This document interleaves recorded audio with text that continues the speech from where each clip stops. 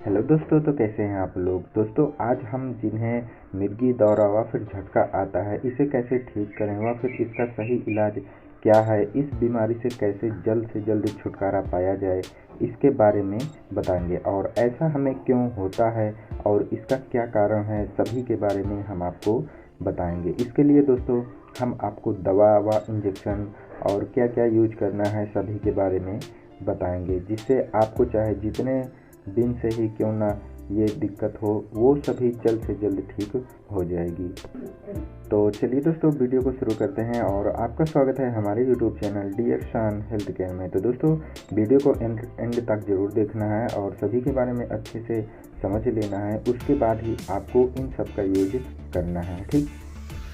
तो दोस्तों, हम सबसे पहले ये जान लेते हैं कि दौरा होता क्या है, ठीक, और कितनी देर तक रहता है और इसका क्या कारण होता है, इसके बारे में जान लेते हैं, ठीक।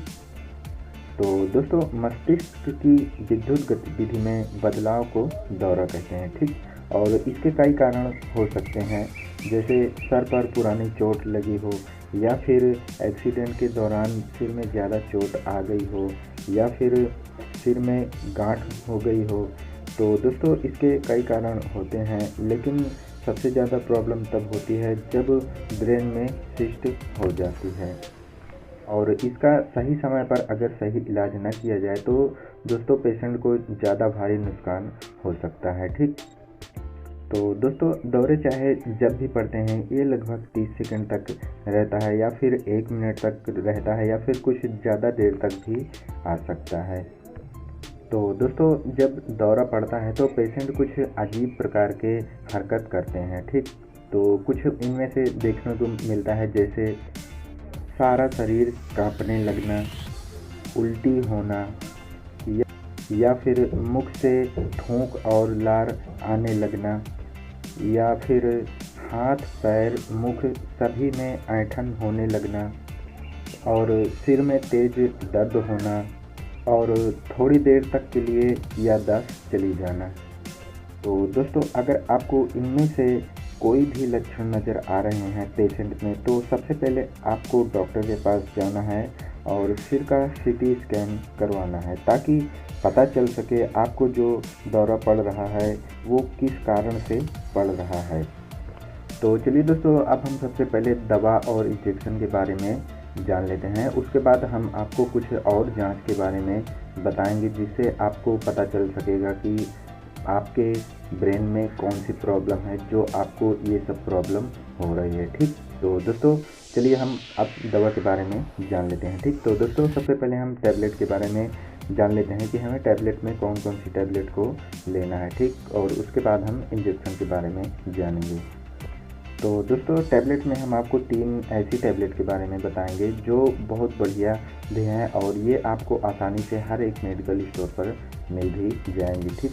तो नंबर 1 दोस्तों, वालप्रोल टैबलेट ले सकते हैं, या फिर इप्सोलिन टैबलेट ले सकते हैं, या फिर इपिलेक्स टैबलेट ले सकते हैं, ठीक। तो दोस्तों, आप इन तीनों में से कोई भी एक टैबलेट का यूज कर सकते हैं, सभी बहुत बढ़िया हैं और काम भी इनका बहुत अच्छा है, ठीक। तो दोस्तों, अब इंजेक्शन के बारे में जान लेते हैं, ठीक। तो इंजेक्शन में दोस्तों वालप्रोल इंजेक्शन, व फिर लोरी इंजेक्शन, और या फिर इप्सोलिन इंजेक्शन, आप इन तीनों में से कोई भी एक इंजेक्शन का यूज कर सकते हैं।